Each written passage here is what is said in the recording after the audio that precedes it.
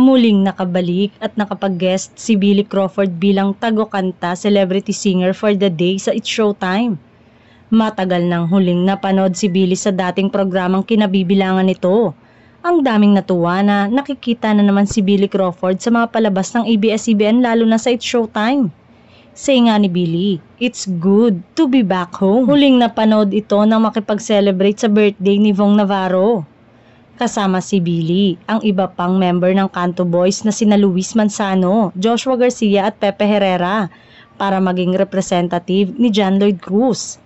Aminado naman na na-miss niya rin ang pag-perform sa It's Showtime lalo na ang tambalan nila ni Vong Navarro na talaga namang hindi na ipagkakaila na hinahanap-hanap pa rin ng madlang people lalo pat isa si Billy sa mga host ng noontime show dati.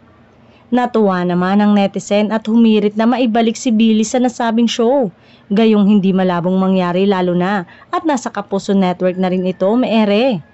Maaalalang 8 taon naging co-host ng It's Showtime si Billy nang iniwan noong taong 2019.